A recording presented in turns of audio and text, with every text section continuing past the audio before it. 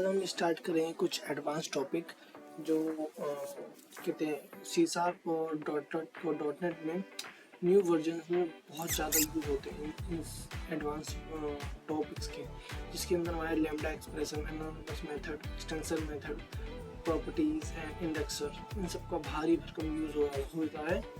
इनको हम advance C sharp construct कह सकते हैं, लाइक ओके। तो next move to first, what is lambda expression. तो लैम्डा एक्सप्रेशन बेसिकली होता क्या है, इसको हम गोस टू ऑपरेटर भी कहते हैं।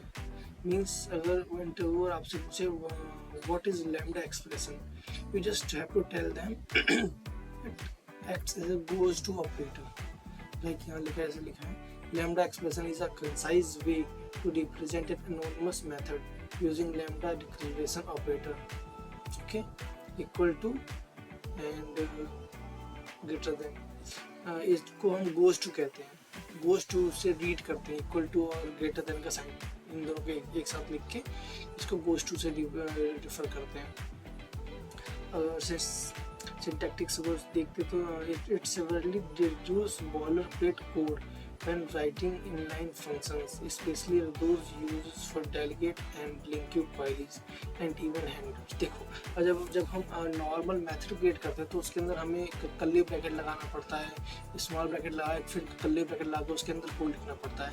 लेकिन इसको थोड़ा रिड्यूस करने के चक्कर से हमने लैम्डा एक्सप्रेशन का किया, लैम्डा एक्सप्रेशन को लाया गया ताकि हमें बार बार कर्ली ब्रैकेट लगा के उसके अंदर कोड ना लिखना पड़े। डायरेक्टली लैम्डा एक्सप्रेशन लगा के गोस टू लगा के हम अपने कोड को लिख सकते हैं। जैसे हम लिखते हैं ना, जैसे like public void class, sorry public void reverse, उसके अंदर ब्रैकेट फिर कर्ली ब्रैकेट के अंदर कंसोल और ट्राई लाइन, तो हम वैसे ना लिख के पब्लिक वॉइड रिवर्स फिर पैरामीटर लैम्डा एक्सप्रेशन फिर कंसोल डायरेक्ट, ओके ये होता है यहाँ पे लैम्डा एक्सप्रेशन। अब एग्जांपल देखेंगे, lambda expression introduce functional programming paradigm into C sharp, allowing functions to be treated as first class citizen, pass at data। Okay, now इसे कुछ प्रॉपर्टीज देखते हैं। देखो जैसे मैंने बताया था अभी, पैरामीटर पास किया, goes to operator x plus Y, okay, parameter pass किया x goes to curly bracket, उसके अंदर वैल्यू पास कर दी जो भी रिटर्न कराना हो, ठीक है। ऐसे करके हम लैम्डा एक्सप्रेशन को लिखते हैं। यहाँ से पढ़ सकते हो, contain a single expression on the right side of the goes to operator, okay. क्या लिखा है, single expression on the right side of the goes to operator, it implicitly return the return of the expression without needing the return keyword, okay. हमें यहाँ पे needlessly return keyword की जरूरत नहीं पड़ती, हम डायरेक्टली यहाँ से वैल्यू को रिटर्न कर सकते हैं गोस टू ऑपरेटर के बाद, ओके। लेकिन अगर आपको गोस टू ऑपरेटर यूज़ करने के साथ साथ आपको कर्ली ब्रैकेट भी यूज़ करना है, थोड़ा रिटर्न टाइप रिटर्न कराना है आपको, तो वहाँ पे आप ब्लॉक का भी यूज़ कर सकते हैं, contain a block of statement enclosed in curly bracket braces, it can execute multiple line of code and requires an explicit return statement if a value is expected, okay. Now इसका type inference देखते हैं। A compiler automatically infers the data type of the input parameter based on the delegate signature, you only need to explicitly state type if the compiler is ambiguous. Understand क्या कह रहा है ये कह रहा है कि जब कंपाइलर ऑटोमेटिकली इन्फर, जो आप लैम्डा एक्सप्रेशन यूज करते हैं तो जो कंपाइलर रहता है वो ऑटोमेटिकली इन्फर्स करता है डाटा टाइप क्या होगा, इसे पैरामीटर क्या दिया गया है, lambda expression based on delegate signature है या नहीं है, ये सब चेक करा देता है। इसका एक कोड एग्जांपल देख लेते हैं। लाइक जैसे आपको यहाँ पे दिया है, एक क्लास क्रिएट हुआ है प्रोग्राम नाम का, और उसके अंदर एक मेन मेथड है। जैसे हमने वहाँ पे फंक्शन आपको डेलीगेट यूज करके बताया था मैंने, फंक्शन यहाँ पे 2 पैरामीटर पास किए, जो तीसरा होगा वो रिटर्न टाइप होगा इसका। तो ऐड देखिए यहाँ पे फंक्शन का नाम हमारा ऐड है, इक्वल टू पैरामीटर पास किया, goes to operator equal to A plus B. यहाँ हमें रिटर्न की जरूरत ही नहीं पड़ी, मीन्स यहाँ पे कर्ली ब्रैकेट लगाने की कोई जरूरत नहीं पड़ी और ना ही रिटर्न लिखने की जरूरत पड़ी। यहाँ डायरेक्टली हमने गोस टू ऑपरेटर लगा के ए प्लस बी रिटर्न करा दिया बिना रिटर्न लिखे।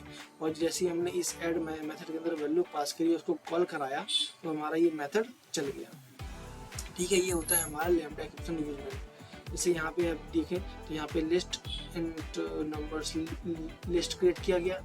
अब इस लिस्ट के अंदर हमें चेक करना है इवन नंबर्स वैल्यूज को। तो यहाँ पे where even numbers dot where, देखिए यहाँ पे x goes to x% two equal to 0। यहाँ पे क्या चेक कर रहा है, इसने एक लेट कर लिया x वेरिएबल, उसको चेक कर रहा है x हमने कहाँ पे इस नंबर के अंदर हर एक जो नंबर है वो x है, ठीक है। और वो x एक एक करके 2 से डिवाइड हो रहा है, अगर इक्वल टू 0 है उसके तो वो हमारा इस इवन नंबर में स्टोर हो जा रहा है, ठीक है। जैसे ही अगर ये डिवाइड होकर 0 आ रहा है, सारे नंबर इवन नंबर में स्टोर हो जा रहे हैं। यहाँ से 2, 4 और 6 ये जाके इवन नंबर में स्टोर हो जाएंगे। यहाँ पे हमारा गोज टू ऑपरेटर यूज कर जो डायरेक्टली वैल्यू को रिटर्न करके चेक करा रहा है। फिर यहाँ पे हमने इवन नंबर गेट कर लिया, फिर फॉर ईच लगा के इवन नंबर की जो इसमें जितने भी नंबर है उसको लाइन बाय लाइन मैं प्रिंट करा लिया, जैसे आपको दिख रहा है यहाँ पे 2, 4, 6। ये ऊपर वाला सम तो 30 आ गया था। ओके, ये हमारा क्या हो गया, lambda expression. Okay, now anonymous method क्या होता है, देखो जब हम लैम्डा एक्सप्रेशन यूज करते हैं तो एनोनिमस मेथड के साथ यूज करते हैं। लाइक नेमलेस फंक्शन, जब आप नेमलेस फंक्शन क्रिएट करते हैं तो वो लैम्डा एक्सप्रेशन के साथ ही क्रिएट होता है। ओके, इसे आपको यहाँ पे लिखा है anonymous method allow you to pass a block of code as a delegate parameter without having a create a separate or named method। means आप मेथड का नाम पास नहीं करते हैं, आप सिर्फ एक फंक्शन क्रिएट करते हैं lambda with the help of lambda expression and directly value directly आप उसके में डायरेक्टली आप पैरामीटर यूज करते हैं और वैल्यू को रिटर्न करा देते हैं।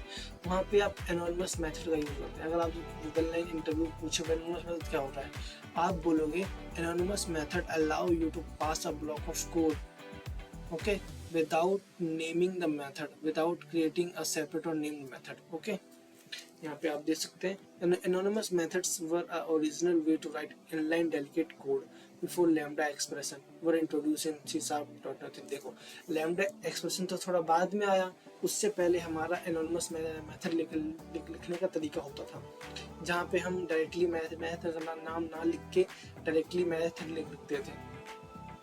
A unique feature of anonymous method is that you can omit the parameter list entirely if the code block does not use the parameter provided by the delegate।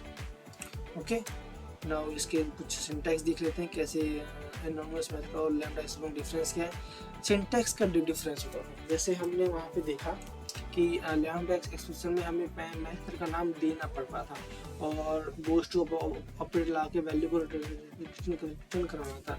लेकिन इन anonymous method यहाँ पे आपको strictly use the delegate keyword where lambdas use goes to operator, lambda are significantly less verbose. जैसे यहाँ पे आपको delegate का use करना पड़ेगा। डेलीगेट यहाँ पे आपने पैरामीटर पास किया और रिटर्न वैल्यू करा दी। ओके, फिर parameter dropping, only anonymous method allow you to drop the parameter list if you don't need it. A lambda must match the exact parameter count of its delegate। Okay, now legacy support. While lambdas have the almost completely replaced them in modern C# development, you will still encounter anonymous method in the older enterprises code bases। Okay, अगर इन तीनों में मैं difference बताऊँ means anonymous और lambda में, anonymous पहले आया था, लैम्डास बाद में आया, और एनोनिमस को थोड़ा और इम्प्रूव करने के लिए हमारा लैम्डा आ गया था। ओके, एनोनिमस का एक वो देख लेते हैं कोड एग्जांपल। लाइक देखो, जैसे यहाँ पे हमने डेलीगेट क्रिएट किया था, यहाँ पे जैसे क्लास पे एक प्रोग्राम क्रिएट कर दिया, एक स्टैटिक मेथड था, उसके स्टैटिक मेथड एक डेलीगेट क्रिएट कर दिया, उसके ऊपर मींस डेलीगेट का नाम और पैरामीटर मस्ट भी डाटा टाइप और पैरामीटर मस्ट भी सेम होने चाहिए। ओके, तो इस डेलीगेट का यहाँ देखो ऐड पैरामीटर है, ऐड मेथड का नेम है, 2 पैरामीटर पास किए हैं और जो इसका रिटर्न टाइप है वो इंट में, मींस इंट था, इंट में रिटर्न हो रहा है, और जो पैरामीटर थे 2 पैरामीटर है। ठीक है, तो इस डेलीगेट का ऑब्जेक्ट क्रिएट किया, डेलीगेट ऐड, इस डेलीगेट को कॉल करा दिया, पैरामीटर पास रिटर्न x+5 कर दिया। ये हमारा एनोनिमस मेथड है। ओके, रिटर्न इसको रिटर्न कर दिया, सम इक्वल टू 30 आ गया। नाउ एक्सटेंशन मेथड क्या होता है? एक्सटेंशन मेथड बेसिकली कोई आपका मेथड पहले से एग्जिस्ट है, उसके अंदर आप छेड़ना नहीं चाह रहे हैं, आप उसको एक नई फंक्शनैलिटी प्रोवाइड करना चाह रहे हैं, तो आप एक्सटेंशन मेथड का यूज़ करते हैं। मीन्स वो जो पहले प्रॉपर्टीज़ थी, वो फंक्शनैलिटी थी, वो तो है ही, उसके साथ एक और फंक्शनैलिटी एडअप हो गई, उसको कहते हैं एक्सटेंशन मेथड। लाइक इसे यहाँ पढ़ सकते हैं, extension methods enable you to add methods to existing types without modifying the original source code or using inheritance. Okay, they are actually static methods, but they are called as if they were native instance method on extended type. देखो, जब आप extension method create करते हैं तो आपको जो static method, static class create करनी पड़ती है, जिसके अंदर आपके सारे मेंबर्स static होते हैं, और इसके अंदर हम basically entire LINQ extension is built upon extension method extending IEnumerable. जब हम लिंक क्यू यूज करते हैं तो आपको पता होना चाहिए सारे लिंक क्यू, जितने भी लिंक क्यू मेथड्स हैं, वो सारे बिल्ट इन एक्सटेंशन मेथड में बिल्ट इन है। ओके, इसकी कुछ रिक्वायरमेंट देख लेते हैं क्या क्या है। Extension method must be defined with non generic static class, non generic होना चाहिए और स्टैटिक क्लास से डिफाइन होना चाहिए। The method itself must also be declared as static। यहाँ पे जब हम मेथड क्रिएट करते हैं तो जो पहला पैरामीटर पास करते हैं वो दिस कीवर्ड लगा के पास करते हैं। the very first parameter of the method dedicate the type being extended, it must be preceded by this keyword। लेकिन जैसे यहाँ पर लिखा है static void my exist, जो पैरामीटर पास होगा वो दिस कीवर्ड होगा, जो करंट इंस्टेंस को शो कर रहा होगा। ओके, नेम स्पेस इंपोर्ट करेंगे। To use extension method you must import the namespace where the static class reside using directive at the top of your file.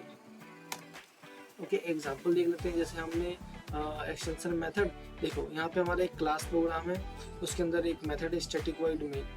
हमने क्या किया, एक static class my extension create किया, static class. Okay, उसके अंदर एक public static method create किया upper case to upper case. जो हमारा स्ट्रिंग था नेम का, उसको वो विक्की लिखा ही यहाँ पे स्ट्रिंग नेम। इसको और एक्सटेंड करने के लिए कि इसको हमें अपर केस में चाहिए, तो हमने एक एक्सटेंशन मेथड क्रिएट किया। इसमें हमने इस स्ट्रिंग नेम पैरामीटर को पास किया, दिस स्ट्रिंग है जो करंट डिस्टेंस को शो कराएगा, फिर उसको हमने अपर केस में चेंज कर दिया। तो जैसे ही विक्की नेम था, इस नेम को हम डॉट अपर केस मेथड के साथ कॉल करेंगे और इसको रिटर्न करेंगे, तो हमारा जो ये विक्की है वो जो ये अपर केस में चेंज होकर आउटपुट आ जाएगा। ये हमारा एक्सटेंशन मेथड है। हम चाहे तो इसको भी कॉल कर सकते थे, अगर हम directly console right line dot name call करेंगे तो विक्की रिटर्न आएगा, और console dot write line result करेंगे तो कैपिटल में विक्की आएगा। ये हमारा एक्सटेंशन मेथड था। ओके, दोबारा देखते हैं। एक स्ट्रिंग नेम था विक्की, ठीक है। विक्की को स्ट्रिंग नेम को हमें चेंज करना है कैपिटल लेटर में, लेकिन हमें इसको नहीं छेड़ना है। ओके, अगर हम दूसरा स्ट्रिंग क्रिएट करेंगे वो दूसरा स्ट्रिंग क्रिएट कर देगा, तो हमें क्या करना है, हम पहले एक एक्सटेंशन क्लास क्रिएट करेंगे। एक्सटेंशन क्लास क्रिएट करने के बाद उसके अंदर एक एक्सटेंशन मेथड, एक स्टैटिक मेथड क्रिएट करेंगे जो उस स्ट्रिंग को एज ए पैरामीटर ले रहा होगा और उस स्ट्रिंग को अपर केस में चेंज कर रहा होगा। ओके, अपर केस चेंज किया, फिर इसको as a name dot to upper case में कॉल किया, और रिजल्ट को कॉल करने के बाद हमारा जो आउटपुट है वो कैलकुलेटर में आ गया। नाउ प्रॉपर्टीज देखते हैं। देखो, प्रॉपर्टीज मैंने आपको बताया होगा एनकैप्सुलेशन के अंदर, जब हम क्या कहते हैं, किसी भी फील्ड क्लास के मेंबर्स को रिस्ट्रिक्ट कर देते हैं by using private access modifiers, तो उसको एक्सेस करने के लिए हम प्रॉपर्टीज का यूज़ करते हैं, गेट सेट एक्सेस का यूज़ करते हैं। तो यहाँ देखिए, properties are members that provide a flexibility mechanism to read write and compute the value of a private field.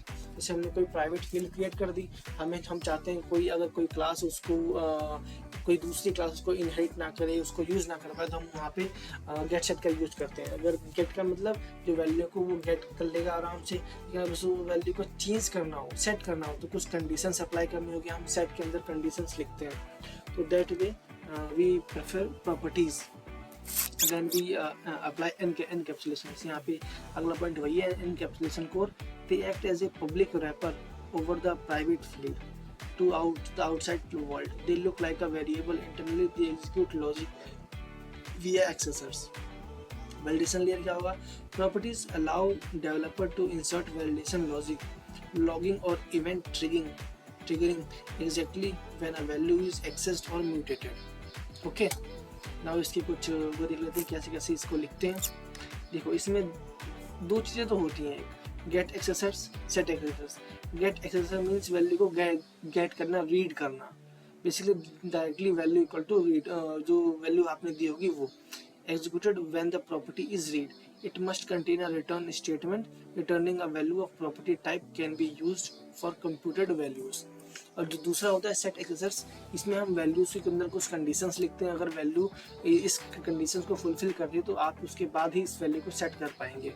Okay, executed when the property is assigned a new value, it uses an implicit parameter named value which hold the new data being assigned। Okay, इसके बाद auto, ये देखो हम basically old थोड़े पहले हम gate और set को मैनुअली लिखते थे अच्छे से, कि उसके अंदर कंडीशंस लगाते थे कि ये होना चाहिए, ये नहीं होना चाहिए। लेकिन अब के वर्जन्स में हम सिर्फ अगर गेट सेट एक्सेसर्स और बस लिखते हैं get set accessors like this get और सेट, तो ये ऑटोमेटिकली जो हिडन बैकिंग फील्ड है वो ऑटोमेटिकली क्रिएट कर देता है उसके अंदर, सेट के अंदर कंडीशंस अपने आप लगा देता है, हमें लिखने की जरूरत नहीं पड़ती है।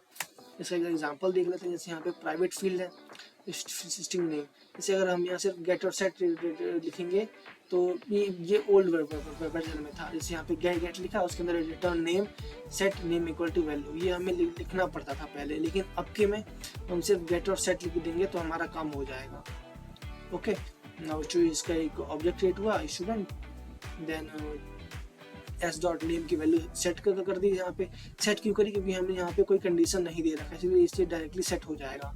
सेट होते ही हम इसको console dot S name print कराया तो वैल्यू यहाँ पे गेट हो गई हमारी, ये हमारा गेट सेट था। अगर यहाँ कुछ हम कंडीशंस देते हैं कि वैल्यू को 4 लाइन तक होना चाहिए, बड़ा होना चाहिए, छोटा होना चाहिए, तो उसके भी यहाँ पे हमारी वैल्यू यहाँ पे सेट होती है। ओके, नाउ अब देखते हैं इंडेक्सर्स क्या होते हैं। देखो इंडेक्सर्स बेसिकली क्या होता है, जब हम सी शार्प के अंदर इंडेक्सर्स ये होता है जब ऑब्जेक्ट क्रिएट करते हैं, ऑब्जेक्ट के अंदर डाटा रहता है, उस डाटा को हम एक एरे के फॉर्म में एक्सेस करते हैं। Like indexer allow you to access the object's data as like an array. यहाँ लिखा है indexer allow instance of a class और struct to be indexed as a key like an array using bracket notation. Okay, custom collection क्या होता है इसमें, when you build a custom collection class an indexer provide intuitive syntax for a client to retrieve और set items within your internal data structure. Not just integers का मतलब समझने यहाँ पे, unlike standard array indexer do not have to be indexed by the integers. You can create indexers that take a string and or multiple parameters. Okay, इसमें हम लिखते हैं कैसे वो भी देख लेते हैं एक बार। इसके अंदर परफॉर्म क्या क्या होते हैं इसमें देखो, इंडेक्सर का कोई नेम नहीं होता, ये बेसिकली दिस कीवर्ड का यूज करता है। Okay, they are defined using this keyword followed by parameters list and closed in square bracket like this. Square bracket के अंदर इंट इंडेक्स। ओके, इसके अंदर गेट सेट का स्ट्रक्चर पहले लिखना पड़ता है मैनुअली हमें, like properties indexer utilise get and set accessors, they get to return the item at the index while set assigning the value to the index. इसके अंदर ओवरलोडिंग भी परफॉर्म होती है, जैसे आपको अभी कोई कोड एग्जांपल दिखाऊंगा तो वहाँ पे आपको दिखाऊंगा। You can overload indexer within the same class, for example one indexer might take an int for an ID and while another take an string for a name search। okay, like अगर आपको ID के द्वारा indexer करना है, check करना है, तो आप पहला जो इंडेक्सर लेंगे वो इंट लेंगे, दूसरा अगर आपको नेम के भी आप पे करना है तो आप वहाँ पे स्ट्रिंग लेंगे। ओके, इसका एग्जांपल देखते हैं। लाइक यहाँ पे एक क्लास है स्टूडेंट नाम की, उसके अंदर एक हमारी private string name new string, उसके अंदर हमने एक ऑब्जेक्ट क्रिएट किया स्ट्रिंग का, इसमें नेम है हमारा, नेम के डाटाज है, ठीक है, string name new string private है, उसको क्या कहते हैं गेट सेट एक्सेसर्स के द्वारा हमने गेट और सेट कर लिया।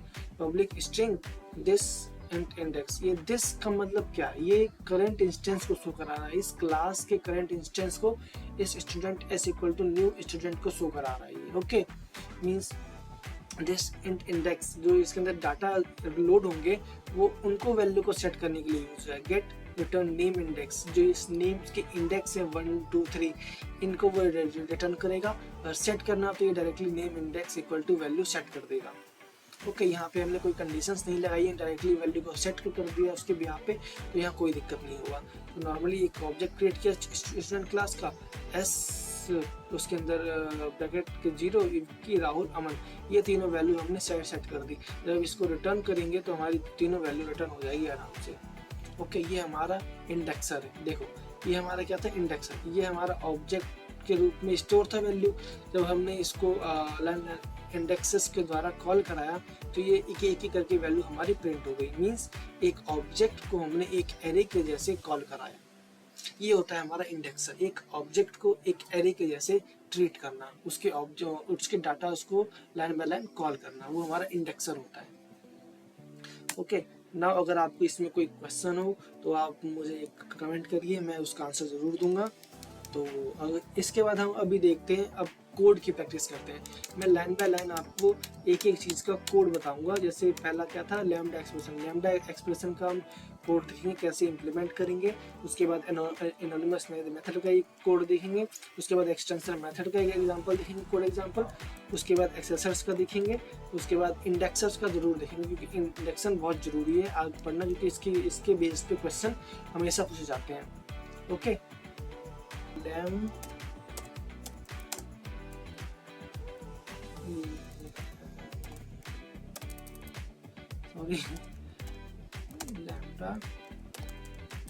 Lambda expression. Okay, now basically पहले हम एक क्लास क्रिएट कर लिए, उसके अंदर ये हमारा एक मेन मेथड है। अब इस मेन मेथड के अंदर ही मैं आपको क्रिएट करके बताता हूँ कैसे क्रिएट करते हैं। नॉर्मली मैं आपको चलो एक डेलीगेट एग्जांपल ले लेते हैं, फंक्शन वाला एफ फंक्शन। उसके अंदर मैं इंट दे दूँ। ओके, नाउ हमें स्क्वायर निकालना, square equal to X equal to goes to X into X. Okay, ये हमारा लैम्डा एक्सप्रेशन हो गया। नॉर्मल देखो, मैंने यहाँ पे ना ही कर्ली ब्रैकेट यूज किया, ना ही उसके अंदर कंसोल डॉट लाइन किया, फिर रिटर्न यूज किया मैंने। ओके, तो लैम्डा एक्सप्रेशन बेसिकली क्या करता है, उनको मिनिमाइज करके हमारा डायरेक्टली एक गोज टू ऑपरेटर लगा के, इस वाले को गोज टू ऑपरेटर कहते हैं, इक्वल टू और ग्रेटर देन को साइन को गोज टू ऑपरेटर कहते हैं। ये लगा के हम लैम्डा एक्सप्रेशन को बिल्ड करते हैं। ओके, तो S square equal to X goes to X into X, ये हमारा लैम्डा एक्सप्रेशन कंप्लीट हुआ।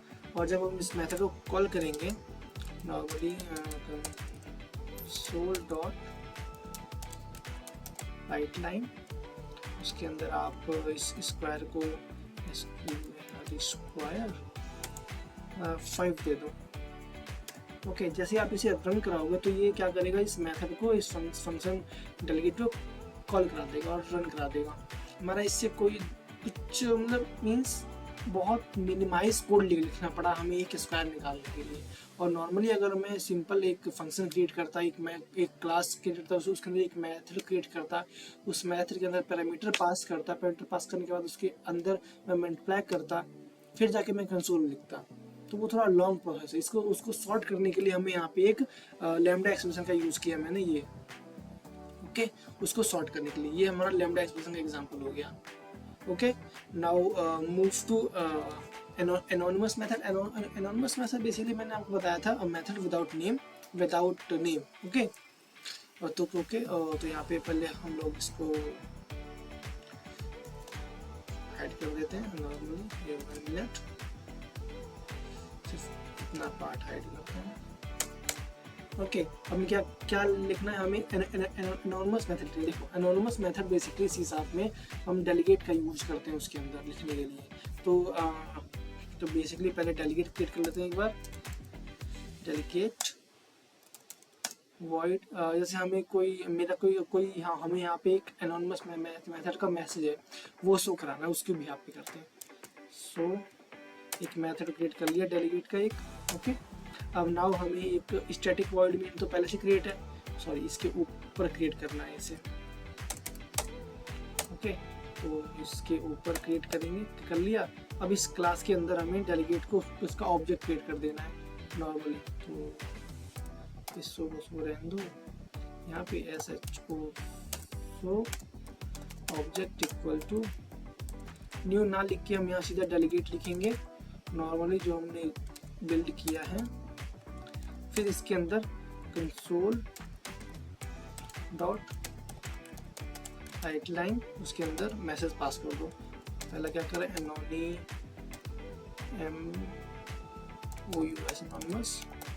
Anonymous method, okay, message pass कर दिया। और जब हम इस ऑब्जेक्ट को कॉल करेंगे तो हमारा जो एनोनिमस मेथड है वो कॉल हो जाएगा। ओके, तो एक बार इसको कॉल कराते हैं, रन कराया तो यहाँ पे इस ऑब्जेक्ट को कुछ दिक्कत आ रही है। अच्छा, यहाँ पे सेमीकोलन नहीं लगाया था। ओके, तो देखिए हमारा जो एनोनिमस मेथड है वो कॉल हो गया। एनोनिमस मेथड बेसिकली हम डेलीगेट से यूज़ करके सी शार्प में लिखते हैं, डेलीगेट वॉइड मेथड का नाम। फिर अब जब इसको कॉल कराना हो तो हम इसका ऑब्जेक्ट क्रिएट करेंगे तो डायरेक्टली डेलीगेट के द्वारा क्रिएट करेंगे, इसके नाम से इसका ऑब्जेक्ट क्रिएट नहीं करेंगे।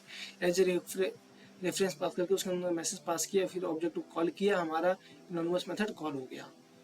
ओके, ये हमारा एनोनिमस मेथड था। ओके, नाउ नेक्स्ट पार्ट हमारा क्या होगा,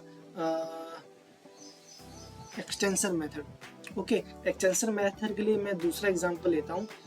बेसिकली पहले एक प्रोग्राम तो क्लास है ही, इसके ऊपर मैं एक एक्सटेंशन मेथड क्या होता है, जैसे यहाँ पे नॉर्मली देखो डेलीगेट को हटाओ पहले यहाँ से।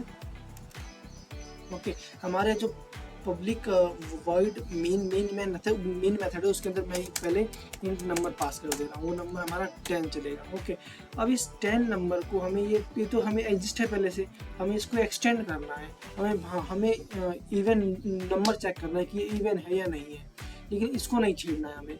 तो हम क्या करेंगे, एक एक्सटेंशन मेथड क्रिएट करेंगे क्लास के बाहर। ओके, पब्लिक, वो एक्सटेंशन मेथड हमेशा स्टैटिक ही होना चाहिए, स्टैटिक नहीं होगा तो वो एक्सटेंशन मेथड नहीं कहलाएगा। पब्लिक स्टैटिक क्लास नम एक्सटेंशन डाल दो, यहाँ पे नम एक्सटेंशन डाल दो, फिर यहाँ पे आप रिटर्न करा दो डायरेक्टली, रिटर्न जो नंबर लिया है नम परसेंट इक्वल टू 0।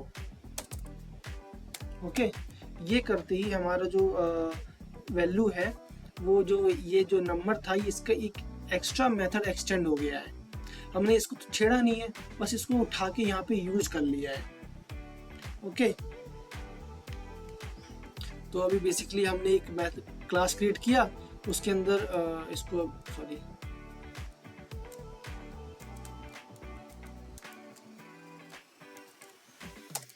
देखो मैंने कल बता दिया, हमने क्लास क्रिएट किया, क्लास के अंदर अब एक मेथड क्रिएट करेंगे। ओके, पब्लिक वो मेथड भी हमारा स्टैटिक ही होना चाहिए। स्टैटिक मेथड होगा, स्टैटिक क्लास के अंदर सारे मेंबर्स स्टैटिक होते हैं, ये आपको पता होना चाहिए। और जो हम स्टैटिक एक्सटेंशन मेथड क्रिएट करते हैं, वो जब मेथड उसके अंदर क्रिएट करते हैं क्लास के अंदर, तो जो पैरामीटर लेता है वो दिस से लेता है, दिस कीवर्ड से लेता है, जो उसकी करंट इंस्टेंस को शो कराता है।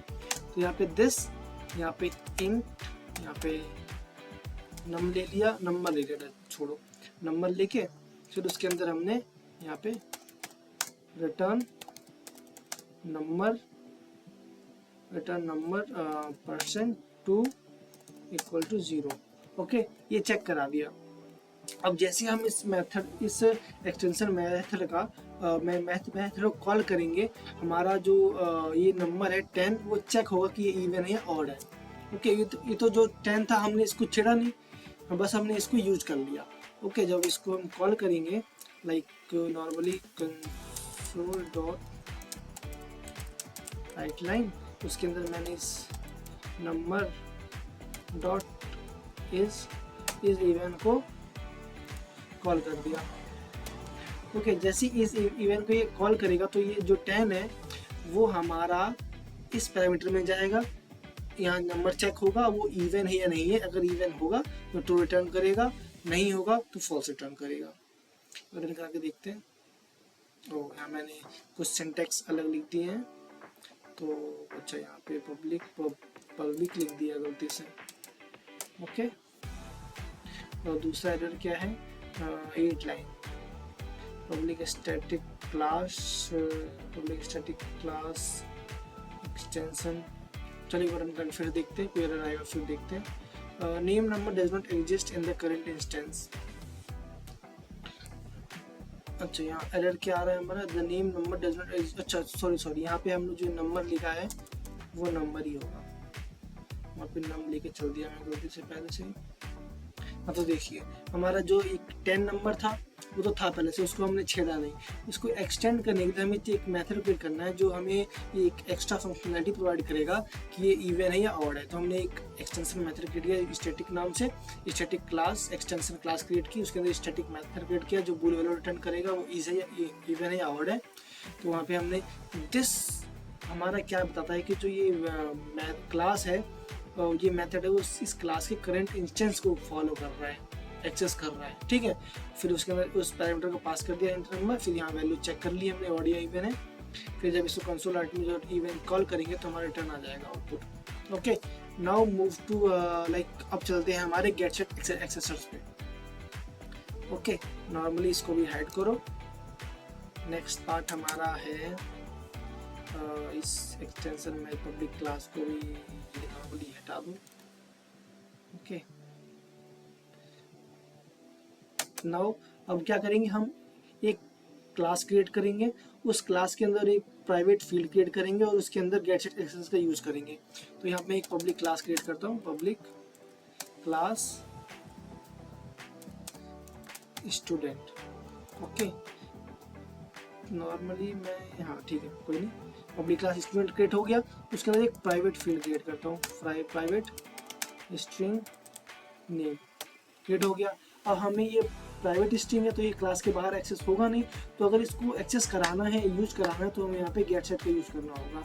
गेट सेट के लिए देखो पब्लिक स्ट्रिंग नेम, अब इसके अंदर गेट सेट का यूज करेंगे। देखो ओल्ड वर्जन में हम कैसे करते थे, यहाँ गेट उसके अंदर एक करके यहाँ पे हम वैल्यू रिटर्न कर देते हैं, रिटर्न नेम ये लेते थे, और इसके बाद सेट करते थे, सेट में भी सेम था name equal to value. Okay ये हमारा ओल्ड वर्जन के लिए था, लेकिन अब जो न्यू वर्जन आ गए हैं उसके अंदर हम डायरेक्टली गेट सेट लिख देते हैं तो काम चल जाता है। देखो जैसे मैं यहाँ पे इसको कमेंट करूँ और इसके अंदर नॉर्मली मैं गेट सेट लिख दूँ तो उससे हमारा इससे भी हमारा काम हो जाएगा। ओके नाउ अब जो ये पब्लिक प्रोग्राम क्लास है, इस प्रोग्राम क्लास के अंदर इसको जो स्टूडेंट क्लास बनाई है हमने, इस स्टूडेंट क्लास का ऑब्जेक्ट क्रिएट करेंगे। ओके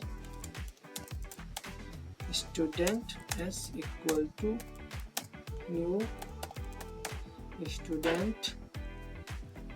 ओके ऑब्जेक्ट क्रिएट हो गया। अब जब s dot name equal to name pass करेंगे, नेम पास करते जैसे इसको प्रिंट कराएंगे, ये ना आउटपुट क्या आएगा, आउटपुट हमारा जो एस डॉट नेम ही है वही आएगा। ओके तो यहाँ से जो वैल्यू रन करा के देखते हैं एक बार, हाँ देखिए विक्की आ गया। देखिए अगर हम मैंने यहाँ क्या गेट सेट यूज किया पहले, लेकिन हमारे ओल्ड वर्जन में ये वैल्यू ऐसे यूज होता था, लेकिन अगर मैं एक बार रन करके दिखाऊंगा आपको दोबारा, इसको दोबारा कर दिया, इसको दोबारा, अब देखिए अब भी हमारा आउटपुट सेम ही आएगा, उससे कोई लेना देना नहीं। आप ये लिखें या फिर ये लिखें, लेकिन हमें थोड़ा शॉर्ट करना है तो शॉर्ट में हम ये लिखेंगे, कोई दिक्कत नहीं है उससे। ओके नॉर्मली क्या किया मैंने, एक पब्लिक क्लास क्रिएट करी स्टूडेंट नाम की, उसके अंदर एक प्राइवेट फील्ड क्रिएट किया। ओके उस प्राइवेट फील्ड को एक्सेस करने के लिए मैंने एक पब्लिक स्ट्रिंग नेम दोबारा क्रिएट किया, उसके अंदर गेट सेट एक्सेस लगा दिया उसको एक्सेस करने के लिए। फिर हमारा जो मेन क्लास है, मेन मेथड, उसके अंदर उस क्लास का ऑब्जेक्ट क्रिएट किया और उस ऑब्जेक्ट में हमने नेम पास कर दिया। फिर नेम पास करने के बाद हमने देखो यहाँ पे सेट था, सेट का मतलब होता है हम वैल्यू को चेंज कर सकते हैं, ठीक है। तो हमने यहाँ पे एस डॉट नेम की वैल्यू चेंज करी, उसको कॉल करा तो हमारा आउटपुट आ गया। ये हमारा गेट सेट एक्सेसर था। Okay now get set accessors भी हो गया, तो नेक्स्ट पार्ट है हमारा इंडेक्सेस।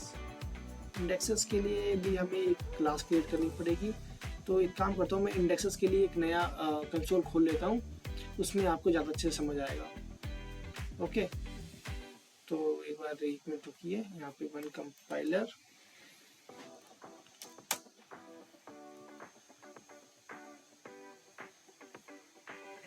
ओके, हाँ तो देखिए यहाँ पे दोबारा करते हैं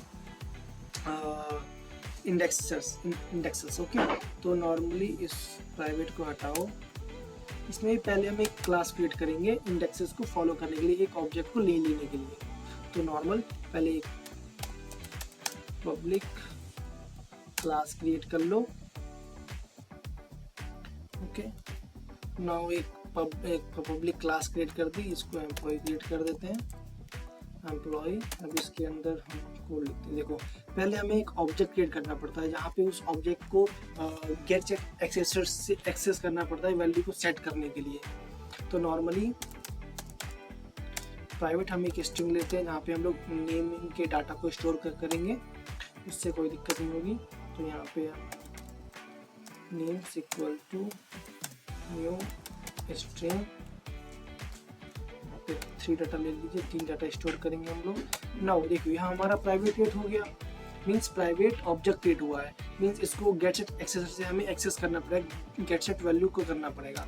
तो यहाँ पब्लिक स्ट्रिंग, देखिए यहाँ पे दिस का यूज करेंगे हम लोग, दिस इसके अंदर इंट इंडेक्स शो कराएंगे कि वैल्यू जो इस स्ट्रिंग के अंदर जो कितने भी डाटा हैं उनको एज ए इंडेक्स हम लोग काउंट करेंगे, मतलब चेक करेंगे, देखेंगे। ओके, नॉर्मली इसके बाद हम गेट, देखो यहाँ पे भी हम गेट सेट डायरेक्टली एक बार करके देखते हैं, अगर हो गया तो ठीक है, नहीं हुआ तो हमें दोबारा गेट सेट वैल्यू को लिखना पड़ेगा। तो ये फिर अब यहाँ पे इस एम्प्लॉय का ऑब्जेक्ट क्रिएट करते हैं,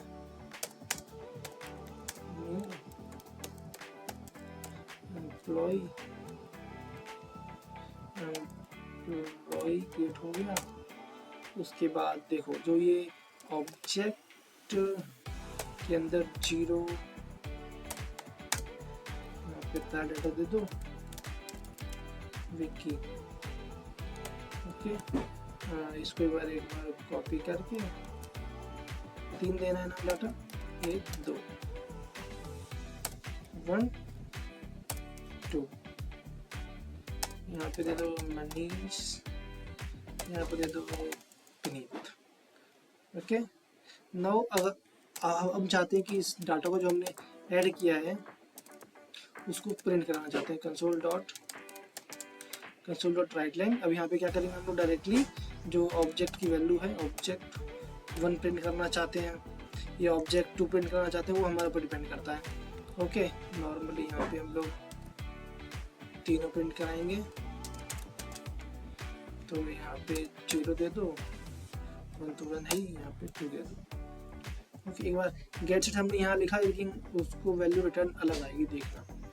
हम यहाँ पे, अच्छा हाँ देखिए एरर आ गया, हम यहाँ पे डायरेक्टली गेट सेट नहीं लिख सकते, मीन्स मैंने बताया था आपको अगर नॉर्मल प्राइवेट फील्ड है तो वहाँ पे आप गेट सेट लिख सकते हैं, लेकिन एक प्राइवेट फील्ड लेकिन वो एज ऑब्जेक्ट वहाँ पास हुआ है तो वहाँ पे आप गेट सेट नहीं लिखेंगे, वहाँ आपको पूरी वैल्यू को डिफाइन करना होगा ढंग से। ओके, तो इसके अंदर आप करते हैं, तो यहाँ पे रिटर्न नेम्स, उसके अंदर इंडेक्स पास। ओके, उसके बाद सेट के अंदर जो नेम्स था, नेम्स इंडेक्स यहाँ पे इक्वल टू वैल्यू। ओके, यहाँ पे हमारा वैल्यू सेट हो गई। अब इसके बाद दोबारा हम देखते हैं अगर वैल्यू, और हाँ देखिए हमारा आउटपुट करेक्ट आ गया। नॉर्मली सबसे पहले हमने क्या स्टार्ट किया, एक पब्लिक क्लास क्रिएट करी एम्प्लॉय नाम की, उसके अंदर एक प्राइवेट एक ऑब्जेक्ट क्रिएट किया स्ट्रिंग, जिसमें हम 3 डाटा ले रहे होंगे। उस डाटा को एक्सेस किया हमने गेट सेट से, वहाँ पे हम लोग रिटर्न गेट करने के लिए और सेट करने के लिए वैल्यू दे दी हमने। उसके बाद हमने मेन क्लास के अंदर, मेन मेथड के अंदर उसका ऑब्जेक्ट क्रिएट किया और उनकी तीनों वैल्यूज को असाइन कर दिया। ठीक है, यहाँ से ये वैल्यू असाइन क्यों हुई, सिर्फ इस सेट की वजह से। अगर इस सेट हम नहीं लिखते तो यहाँ पे ये सेट नहीं होता। ठीक, गेट सेट एक्सेस का काम यही होता है। गेट का मतलब रीड कराना और सेट का मतलब वैल्यू को सेट करना। जैसे यहाँ पे वैल्यू सेट हुई तो यहाँ पे हमने प्रिंट करा के देख लिया वैल्यू को। ये हमारा हो गया इंडेक्सर। ठीक है, एक ऑब्जेक्ट को एज एन एरे ट्रीट करना। इंडेक्सर काम बेसिकली यही होता है कि एक ऑब्जेक्ट को एज एन एरे ट्रीट करना। ओके, तो यहाँ पे हमारा सारे कोड कंप्लीट होते हैं। मैं आपको फिर से दिखा देता हूँ। यहाँ एक पहले हमने नॉर्मली ओके कोई दिक्कत नहीं है। तो ये हमारा कोड था। मैं इसको बेसिकली आपको डिस्क्रिप्शन में डाल दूंगा, आप या तो कोड ले सकते हैं, उससे कोई दिक्कत नहीं है। तो thank you guys, subscribe my channel. अगर कोई डाउट हो तो कमेंट करना, मैं उसका आंसर देने की पूरी कोशिश करूँगा।